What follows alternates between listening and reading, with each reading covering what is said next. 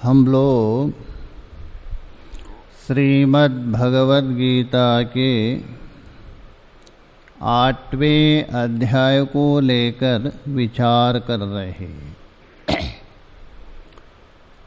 अर्जुन ने 7 प्रश्न पूछा था। भगवान ने क्रमबद्ध इन 7 प्रश्नों का उत्तर भी दिया।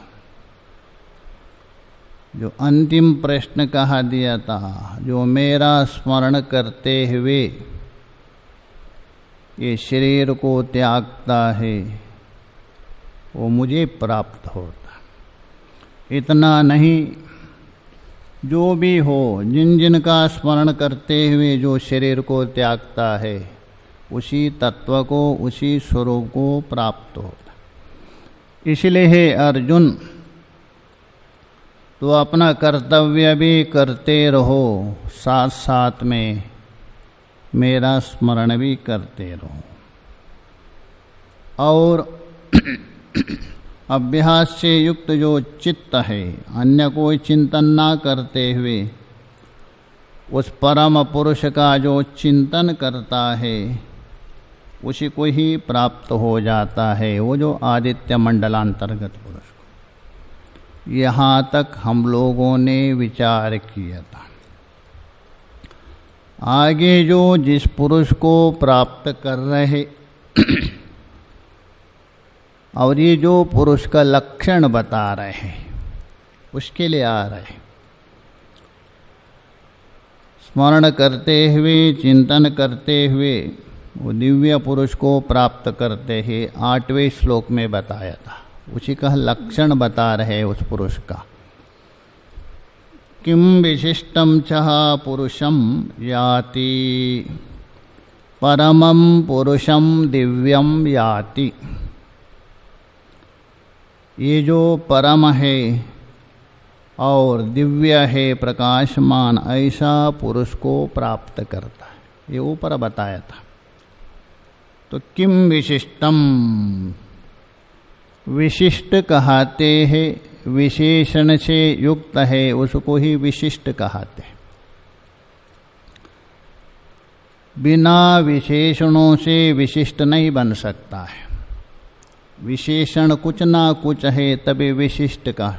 जैसा ये आश्रम के विशिष्ट व्यक्ति है, उनमें कोई ना कोई विशेषण है, वैसा ही जो ऊपर बताया हुआ जो पुरुष है उनमें क्या विशेषता है, अतः कौन सी विशेषणता है और उसको प्राप्त करता है इति उच्यते। उसको ही बता रहे थे कि आगे के श्लोक में, 9वें श्लोक में। कविं पुराणमनुशासितारा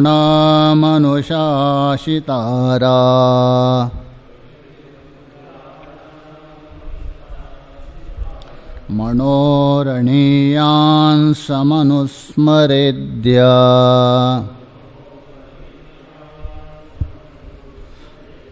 सर्वस्य दातारमचिन्त्य रूपा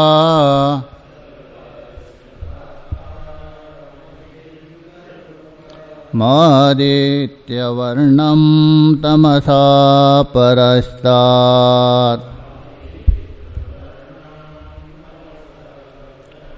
उस पुरुष का लक्षण बता रहे, विशेषण बता रहे, जिसको ध्यान करते करते योगी प्राप्त होता है।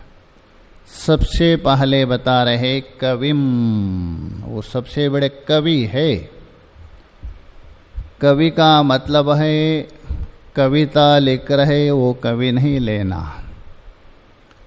कवते सर्वम जानाति, सर्वं वर्णयति, सर्वं सर्वगता गच्छति वा इति कवि। कवि का व्युत्पत्ति किया है। कवते,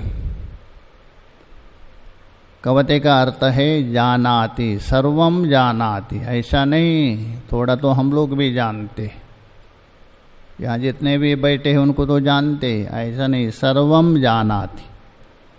अथवा सर्वम वर्णयते, सभी को वर्णन करता है, अथवा सर्वम सर्वतः गच्छति वा, तीन अर्थ किया है, तभी कवि कहा दिया है।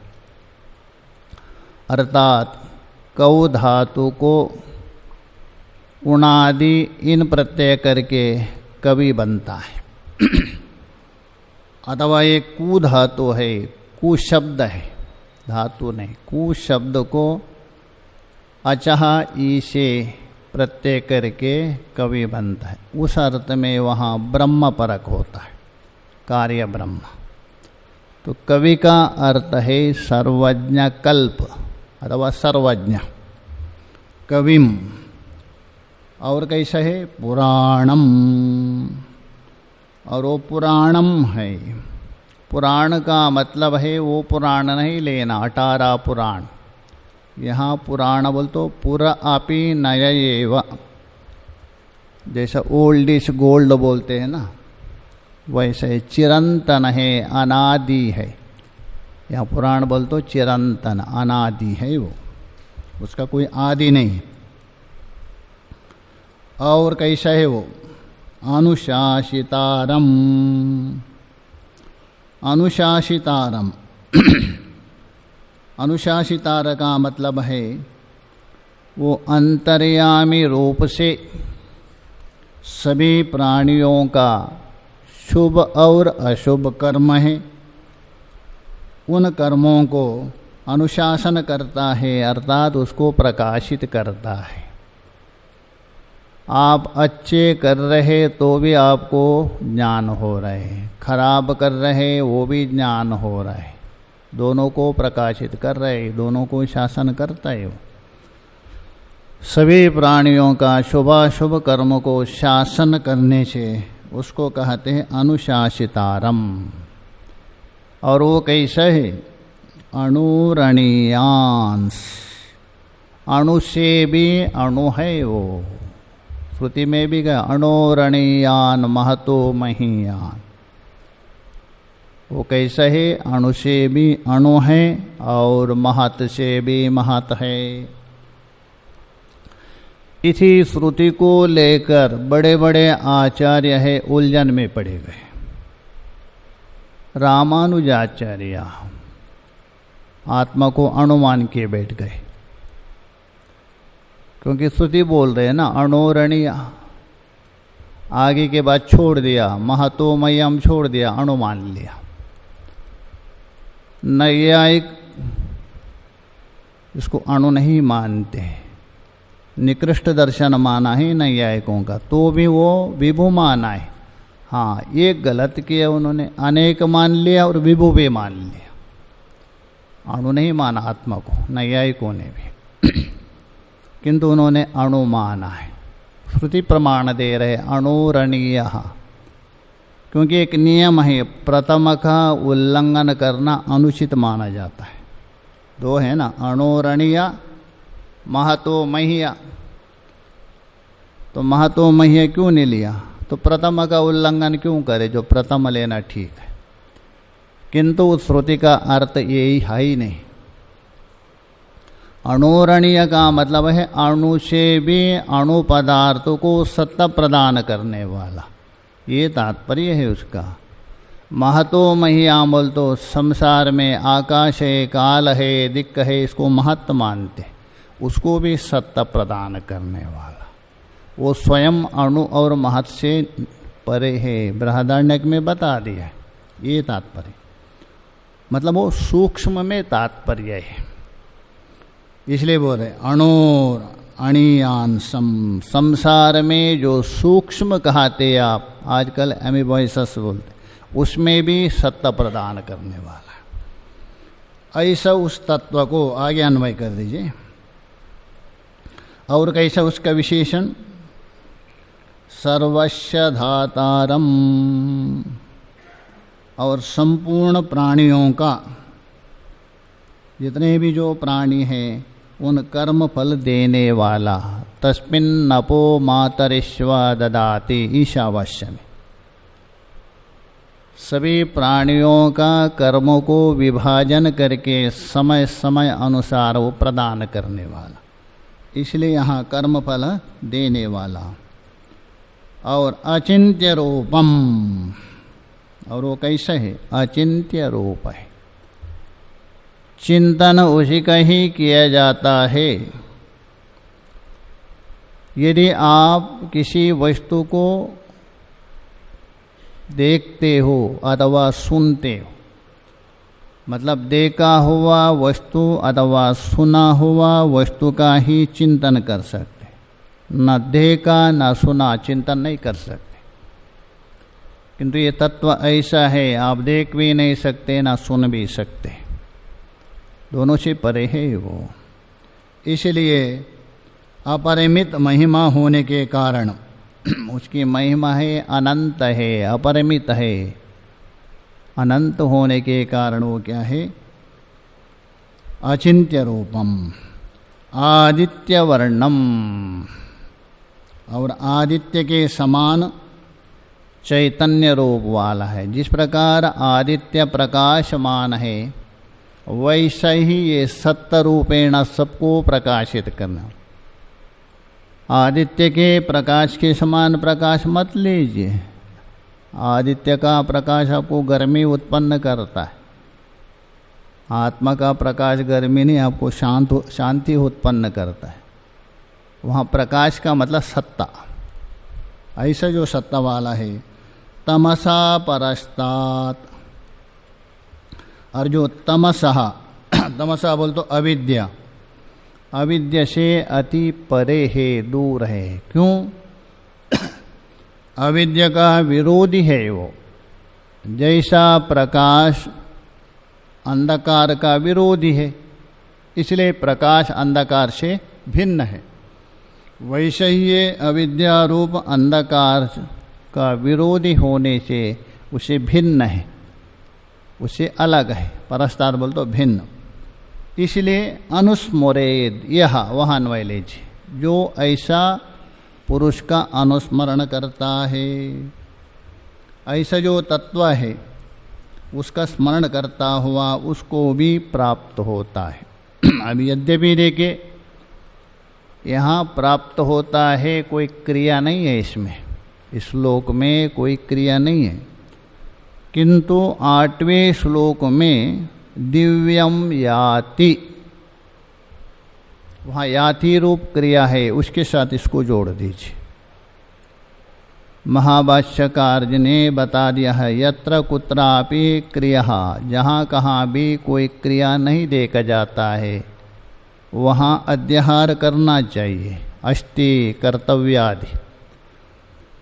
इसलिए यहाँ तो उसका स्मरण करता हुआ वह उसी को ही प्राप्त होता है। याति ऊपर से अध्याहार कर दे, उस तत्व को प्राप्त होता है। भाष्य में देखिए, कविम, कविम का अर्थ कर रहे क्रांतदर्शिनम सर्वज्ञम, अर्थात जो क्रांतदर्शी है, क्रांति करने की सामर्थ्य। क्रांति का मतलब है परिवर्तन करने का। आप और हम परिवर्तन नहीं कर सकते, भगवान भाष्यकार जी ने देखे सबको परिवर्तन किया। आपके अंदर इतना प्रतिभा हो, ज्ञान हो, तो इसलिए क्रांतदर्शिना, उसी का अर्थ कर रहे सर्वज्ञम, वो सर्वज्ञ है। पुराणम का अर्थ कर रहे देखिए, चिरंतनम अर्थात अनादि, अनुशासितारम, सर्वस्यः जगतः प्रशासितारम, संपूर्ण जगत का वो शासक है। क्योंकि वही सबके अंदर रहकर शासन करता है, वो ईश्वर है, इसलिए वो शासक है। अंतर्यामी होने से प्रत्येक जीव के अंदर रहकर शासन करता है। इसलिए अंतर्यामी और ईश्वर में थोड़ा सा अंतर किया है। बाहर रहकर सारे जगत को शासन करता है, इसलिए ईश्वर कहा दिया। प्रत्येक व्यक्ति के अंदर रहकर शासन करता है, तभी उसको अंतर्यामी कहा। है वही है। ये दो क्रिया को लेकर भेद किया, इसलिए अनुशासितारम। अनुशासन बोल तो शासक है, वो शास्य नहीं है, शासक है। अणुहो बोल तो सूक्ष्मादपि, सूक्ष्मतरम। संसार में जो भी सूक्ष्म पदार्थ है उससे भी सूक्ष्म है। अच्छा, सूक्ष्म क्यों होता है? जिसमें जितने गुण कम होते हैं उतना उतना सूक्ष्म होता है, ये नियम है। लोक में भी देखे हम विशेषण बढ़ाते हैं, जितना जितना विशेषण बढ़ाएंगे ना उतना उतना परिचिन्न होते जा रहे हैं, ये नियम है ऐसा। पृथ्वी में देखे 5 गुण है, सबसे स्थूल है। जल में तो 4 गुण है, पृथ्वी के अपेक्षा कम हो गया। अग्नि में 3 गुण है, इसलिए गुरुत्व ही नहीं है। वायु में 2 ही गुण है, और भी हल्का हो गया। आकाश में 1 गुण है, और भी हल्का हो गया। और परमात्मा में कोई गुण ही नहीं है, और भी सूक्ष्म।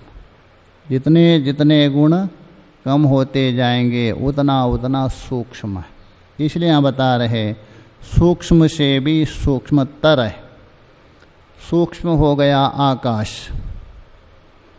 क्योंकि उसमें 1 गुण है ना। उससे भी सूक्ष्म हो गया उसका कारण परमात्मा, सूक्ष्मतर हो गया।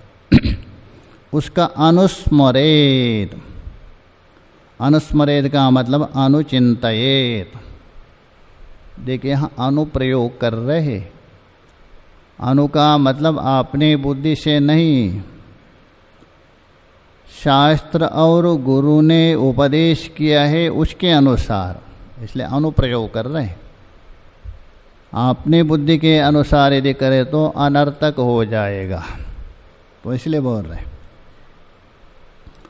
अनुचिंतयेत, यह जो कोई, यह कश्चित बोल दो, जो कोई साधक इन विशेषणों से युक्त होकर शास्त्र और गुरु ने जैसा बताया है वैसा ही जो चिंतन करे। कश्चित, और वो कैसा है? और भी विशेषण है उनका, जिनका जो चिंतन करना है उसका विशेषण बता रहे। देखिए, सर्वस्य दातारम, सभी का कर्मफल देने वाला, वही बता रहा। सर्व कर्मफला जातस्य, संपूर्ण कर्मफल का वो विधायक है, अर्थात विधान करने वाला है।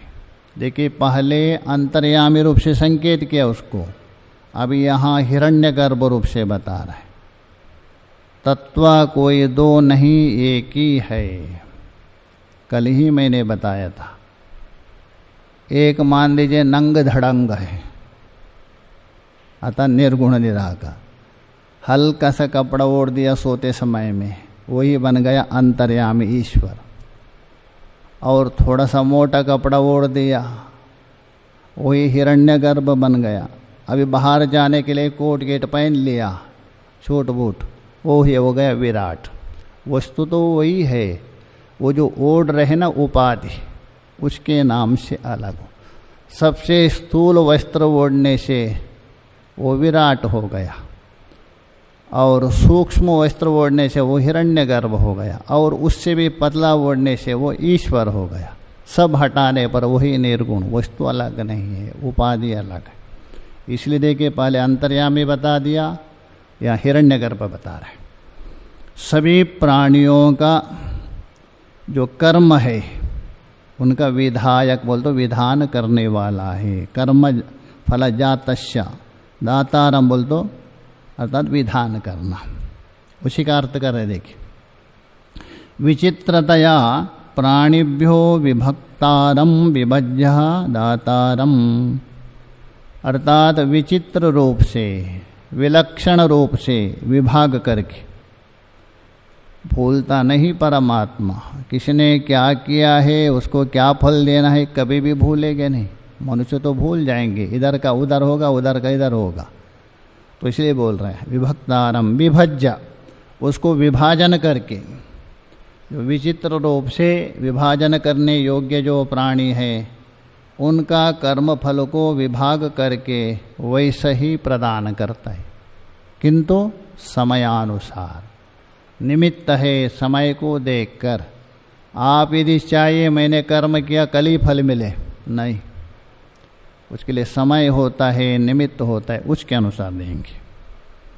तो ही बता रहे विभज्य दातारम, और उसका विशेषण है अचिंत्य रूपम, न अस्य रूपम नियतम विद्यमानम, ना को आगे अन्वय, अस्य रूपम नियतम विद्यमानम, और जिसका स्वरूप है नियत है और क्या है विद्यमान भी है।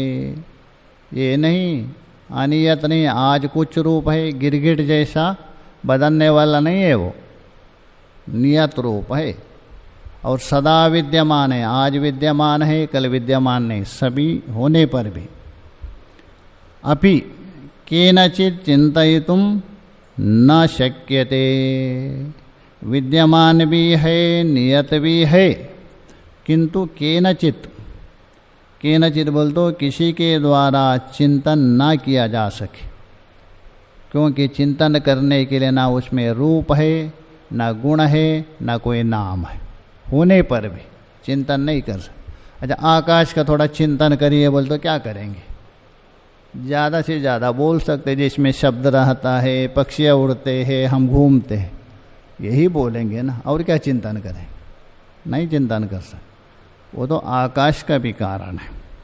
तो यही बताना आप केनचित् चिंतयितुं न शक्यते इति अचिंत्य रूपः, ऐसा जो अचिंत्य रूप है तम, और आदित्य वर्णम, उसका अर्थ कर देंगे आदित्यस्य इव, आदित्य सा है वास्तव में नहीं, नित्य चैतन्य प्रकाशो वर्णो यस्यः, आदित्य के समान नित्य चेतन प्रकाशमय वर्ण बोल तो स्वरूप है जिसका, ऐसा पुरुष का।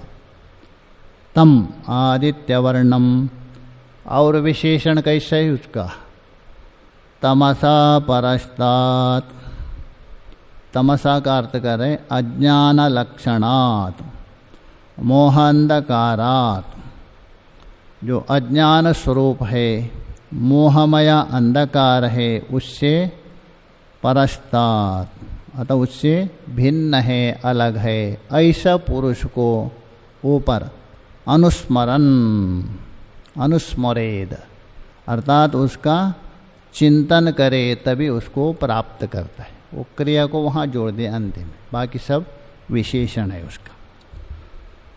आगे बता रहे देख, तम अनुचिंतयन याति इति पूर्वेण एव संबंध, भाष्यकार जी बता रहे ठीक है इस प्रकार उसका स्मरण करता है, फल तो बताया नहीं, स्मरण करने से क्या होगा, बिना प्रयोजन से कोई थोड़ा स्मरण करेंगे, तो इसलिए बता रहे तम अनुचिंतयन, एतद विशेषण युक्त, जितना विशेषण बताया कविम से लेकर तमसा परस्तात्, ये सारे विशेषण हैं, इन विशेषणों से युक्त उस पुरुष का जो स्मरण करता है वो है याति इति पूर्वेण एव संबंधः, अर्थात जो आपके 8वें श्लोक है उसमें याति क्रिया के साथ अन्वय कर दीजिए, उसी पुरुष को प्राप्त करता है, उसके साथ अन्वय कर दीजिए। पूर्वेण मतलब 8वें श्लोक में याति क्रिया है उसके साथ। किंचा, और भी बता रहे हैं। अच्छा, किंच का मतलब है किस समय उसके ध्यान के लिए विशेष प्रयत्न करता, तो उसको बता रहे किस समय में करता है, तो बता रहे देखिए किंच आगे के श्लोक में, प्रयाण काले मनसा चलेना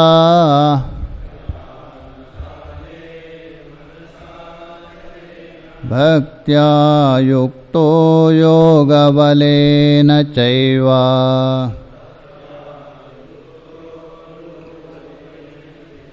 भ्रोर्मध्ये प्राणमावेश्य सम्यक्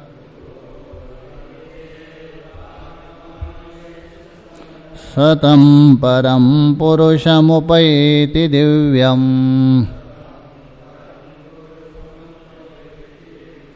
वो किस समय में ध्यान करता है तो बता रहे प्रयाण काले। प्रयाण काले का मतलब है यहाँ से प्रयाण करना, तो मृत्यु काले। मृत्यु काल का मतलब वो योगी समझ जाता है, साधक है, हम और आप नहीं है। साधना करते करते उनको मालूम पड़ा अभी मेरी मृत्यु आने वाली। ऐसा भी कहते हैं, शास्त्र में आया है, यमराज उनको संकेत भी देता है, साधक है ना बड़े, तेरा समय हो गया करके, तो इसलिए उनको मालूम पड़ता है। तो इसलिए बोले प्रयाण काले, मृत्यु काल में। मनसा अचलेना, अतः संयमित एकाग्र मन होकर, बिल्कुल बाह्य विषयों से रहित होकर। तो इसलिए अचलेन मनसा, बिल्कुल स्थिर मन से। और कैसे? भक्त्या युक्तो, भक्ति से युक्त होकर। भक्ति का मतलब है भज्यते इति भक्ति, अतः उपासना। भक्ति और उपासना दो नहीं, एक ही है। भक्ति का नाम ही उपासना है। उस उपासना से अथवा भक्ति से, इसलिए देखिए वहाँ शांडिल्य भक्ति सूत्र में बता दिया है, अतः तो भक्ति जिज्ञासा सा परानुरक्ति ही ईश्वरे, अर्थात ईश्वर में अहेतुक जो प्रेम है वही भक्ति। हेतुक नहीं, कोई निमित्त के कारण, कुछ फल के कारण प्रेम करते सब लोग नहीं, अहेतुक जो प्रेम है वही भक्ति माना जाता है, बाकी भक्ति नहीं है। ऐसे जो भक्त्या युक्तो, उस भक्ति से अतः उपासना से युक्त। योग बलेन चैव, योग बल का मतलब है समाधि जनित, साधना जनित जो संस्कार के संग्रह से, साधना करते करते आपके अंदर योग का एक सामर्थ्य प्राप्त हो गया, उससे उत्पन्न हुआ जो चित्त की स्थिति है उसी का नाम है योग बल कहते। उस योग बल से क्या करे? भ्रुवोर मध्य प्राणमाविश्य, भ्रुवोर मध्य बोल तो आज्ञा चक्र में, सीधा साधा नहीं है, भाष्यकार बताएंगे। सबसे पहले हृदय कमल में आपका चित्त को अधीन करना पड़ेगा, मन को वश करना पड़ेगा हृदय में।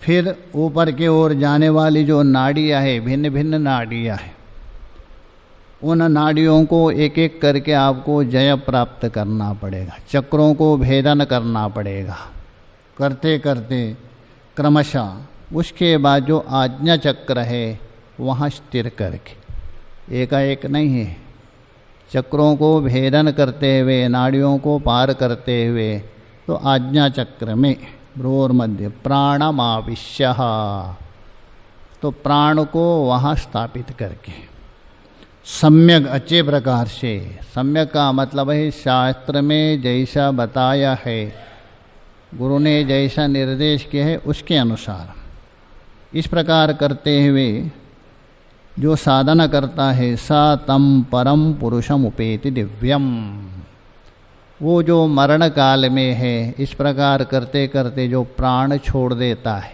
मृत्यु काल में, तभी जाके वो दिव्य परम पुरुष को प्राप्त करता है, आदित्य मंडलांतर्गत पुरुष को प्राप्त करता है। कौन? मरणासन्न पुरुष। भाष्य में देखिए, प्रयाण काले, उसका अर्थ करें मरण काले, अतः प्रारब्धि समाप्ति काले, मनसा अचलेना विशेषण है, अचलेन मनसः।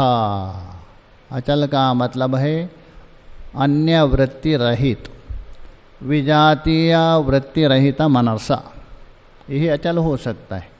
सजातीय वृत्ति है वो अचल हो जाता है, विजातीय वृत्ति है चल हो जाता है। इसलिए अचले न बोल तो विजातीय वृत्ति रहित मनसा एकाग्रेण, उसको अर्थ करें चलन वर्जितेना, मन में जो चंचलता है, चलन बोल तो चंचलता, उस चंचलता से रहित उस मन से भक्त्या युक्तो, भक्ति का अर्थ कर रहे हैं भजनम भक्ति। भजनम भक्ति का मतलब उपासना, अपने जो इष्ट का निरंतर जो उपासना करना। किंतु यहाँ उपासना कौन सी? अहंग्रोपासना है।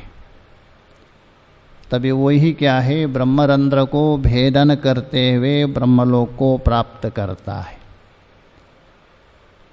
तो स्पष्ट बता दिया है उपनिषद आदि में, प्रतीक उपासक ब्रह्मलोक को नहीं जाता है। हाँ, दो जगह में, एक जगह में छोड़ दिया, पंचाग्नि और ओंकार। पंचाग्नि का प्रतीक उपासक भी ब्रह्मलोक में जाता है, किंतु बाद में लौट के वापस आता है वो। और ओंकार का उपासक, वो भी प्रतीक उपासक, वो ब्रह्मलोक में जाता, बाकी प्रतीक उपासक नहीं जाता है। बाकी अहंग्रोपासक ही ब्रह्मलोक में जाता है, ब्रह्म सूत्र में विचार किया है। तो इसीलिए यहाँ बता रहे भजनम भक्ति ही, अर्थात अहेतुक भगवान में जो प्रेम है निरंतर, उसी का नाम है भक्ति। शांडिल्य ने किया है, तया युक्तो, उससे युक्त, उस भक्ति से युक्त। योग बलेन चायेवा, देखिए उसका अर्थ कर रहे हैं योगस्य बले योग बलम। योग का बल, जैसा हम भोजन करने से शरीर में एक अन्न बल प्राप्त होता है, वैसा ही योग के साधना करने से उसके अंदर एक बल प्राप्त होता है, उसी का नाम है योग बल। उसी का स्पष्ट अर्थ कर रहे हैं। समाधिजः संस्कार प्रचय जनिता चित्तस्थैर्य लक्षणम योग बलम, ये योग बल की परिभाषा कर रहे हैं। समाधिजा संस्कार, अर्थात आप जो समाधि लगाते हैं, साधन करते हैं, उससे उत्पन्न हुए जो संस्कार, थोड़े नहीं, प्रचय समूह, बहुत ढेर से संस्कार, थोड़े संस्कार से नहीं होगा। अभ्यास करते करते करते करते करते एक ढेर बन गया। प्रचय बोल तो समूह, अत्यधिक, उससे जनित, उस संस्कार से जनित, अथवा उसमें योग के परिभाषा से यदि समझाना हुआ निरोध संस्कार, योगियों के भाषा में उनको निरोध संस्कार कहा गया है। समाधिजा संस्कार का नाम है निरोध संस्कार कहा गया। युत्तान संस्कार को आपने बाद किया और अपने इष्ट के संस्कार ही उत्पन्न हो रहे, इसलिए निरोधज संस्कार बोलते। उस समाधिजा संस्कार से उत्पन्न कौन है? चित्तस्थैर्यम, चित्त की स्थिरता। तो कहने का मतलब है चित्त की स्थिरता का नाम है योग बल। कौन से चित्त की? समाधि लगाते लगाते उससे उत्पन्न हुए जो बाहुल्य रूप संस्कार है, उसके द्वारा जो चित्त स्थिर हो रहे, उसी का नाम है योग बलेना, चित्तेना, चित्त के साथ विशेषण। तो योग बलम तेन च युक्ता, ऐसा तो योग बल से युक्त इत्यर्थ। तो भ्रुवोर मध्य का अर्थ कर रहे, सीधा नहीं भ्रुवोर मध्य लगाना। पूर्वम हृदय पुंडरीके वशीकृत्या चित्तम, सबसे पहले जो चित्त है, अपना मन है, तो हृदय कमल में उसको वशीभूत करना। इधर उधर भागने वाला जो मन है, मन को स्थिर किया किसमें? हृदय पुंडरीक में। तथा ऊर्ध्वगामिन्या नाड्या, हमारे शरीर में कुछ ऊर्ध्वगामिन्य है, कुछ अधोगामिन्य है, कुछ तिर्यकगामिन्य है, सारे नाड़ी फैले तो ऊपर के ओर गए। तो ऊपर में भी गई, एक सीधा रूप से ऊपर गई, सुषुम्ना नाड़ी बिल्कुल एकदम ईड़ा और पिंगला के बीच में गए, बिल्कुल सीधा सीधा ऊपर। बाकी कुछ इधर गई, थोड़ी इधर गई, भिन्न भिन्न गई, कुछ आंख में गई है, कुछ नाक में गई है, कुछ इधर कान में गई है, अलग अलग गई है, किंतु सीधा जो गई एकदम। इसलिए ऊर्ध्वगामिन्या नाड्य भूमि जय क्रमेण, योग में जो बताया ना, योग की भूमिया, ये प्रथम भूमिका है, दूसरे करके, अथवा प्रत्येक जो चक्र है उन चक्रों के ऊपर विजय प्राप्त, मूलाधार से लेकर धीरे धीरे धीरे एक एक चक्र का। भूमि जय क्रमेण भ्रुवो मध्ये प्राणम आवेश्य, ये जो भ्रुकुटी है मतलब आज्ञा चक्र, वहाँ प्राण को स्थापित करके, बिल्कुल स्थिर करके, सम्यक, सम्यक का मतलब अप्रमत्ता सन, थोड़ा सा यदि प्रमाद किया अनर्थक हो जाएगा, प्राण में विकार आ जाएगा, जो साधना में गए वो अनर्थ की ओर जाएगा, थोड़ा प्रमाद नहीं होना चाहिए। तो इसलिए बोले अप्रमत्त सन सैव बुद्धिमान योगी, ऐसा जो बुद्धिमान योगी है, विचारवान योगी। कविम पुराणम इत्यादि, अभी पीछे बताया था 90वें श्लोक में, जो सर्वज्ञ है, जो चिरंतन है, ऐसा जो पुरुष है उस पुरुष को प्राप्त करता है वो योगी। इत्यादि लक्षणम तम परम पुरुषम उपेति अतः प्रतिपद्यते दिव्यम ज्योतनात्मकम, वो पुरुष कैसा है, दिव्य है, ज्योतनात्मक पुरुष को प्राप्त करता है। अभी उसी को ही बता रहे, देखिए यहाँ वाच्य वाचक को एक करके बताने जा रहे। देखिए पुनः अपि वक्षमाणेन उपायेन प्रतिपिस्सितस्या ब्रह्मणो वेदविद्वदनादि विशेषणः विशेषस्य अभिधानं करोति भगवान।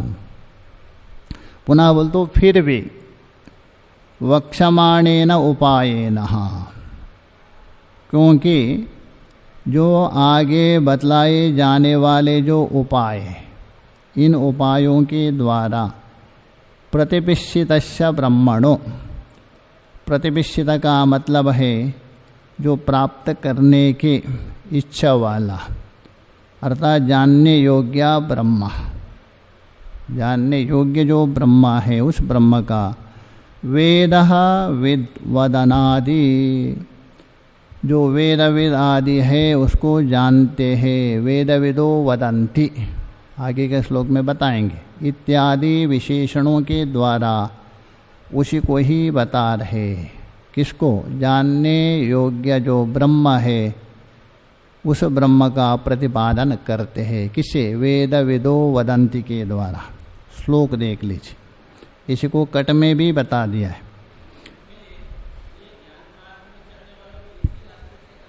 हाँ, कट में बताया ओंकार को आलंबन करके परम च अपरम च दोनों को प्राप्त कर सकते। यदि आप ओंकार को यदि मानते, ध्येय ब्रह्म मानते हैं तो अपर हो गया, ज्ञेय ब्रह्म होते हैं पर ब्रह्म। आया ना इसमें, ओंकारम धनुम कृत्वा, जैसा ओंकार को धनु मान करके आत्मा को शर मान करके ब्रह्म का छेदन करो, मुंडक में आया ना, ओंकार दोनों का भी माना जाता है, ध्येय ब्रह्म का भी, ज्ञेय ब्रह्म का भी। यदि आप ध्येय ओंकार को मान करके ध्यान करते हैं, आप ध्येय ब्रह्म को प्राप्त करेंगे। ओंकार को आलम्बन करके यदि विचार करते हैं मात्राओं के द्वारा, अकार उकार मांडुक्य में बता दिया, आप ज्ञेय ब्रह्म को प्राप्त करें। मांडुक्य दोनों है, ओंकार उभयात्मिक है। नहीं, प्रतीक उपासक केवल अपना पंचाग्नि उपासक है, वो आ जाता है। हाँ, वो गए भोग करने के लिए गया है ना, उसमें वो ज्ञान के लिए नहीं गया है। तो भोग समाप्त कल्पांते इमाम मानवम, बोल तो इस मनु के इसमें नहीं आते। ब्रह्म का एक कल्प समाप्त होने के बाद, एक कल्प बोल तो एक दिन ब्रह्म का समाप्त होने के बाद दोबारा लौट के आते। ब्रह्म का एक कल्प होने के बाद वहाँ नैमित्तिक प्रलय होता है। नैमित्तिक का मतलब है ब्रह्म का एक दिन समाप्त होकर रात्रि आना, उसमें भूर भुवा स्वाहा 3 लोक का प्रलय होता है, सारा ब्रह्मांड का नहीं। और ब्रह्म का जो प्राकृत प्रलय है ये 100 साल का है, उसमें सारा ब्रह्मांड प्रलय होता है, इसलिए वो वापस आता। हाँ, और दूसरा है अश्वमेध कर्म करने वाले भी ब्रह्मलोक को प्राप्त करते हैं। कर्म यदि है, केवल एक ही कर्म है आपको ब्रह्मलोक ले जाने वाला, वो अश्वमेध, वो भी वापस आते हैं, बाकी वापस नहीं। तो श्लोक देख लीजिए, अर्थ कल बाद में होगा। यदक्षरं वेदविदो वदन्ति विशन्ति यद्यतयो वीतरागः यदिच्छन्तो ब्रह्मचर्यं चरन्ति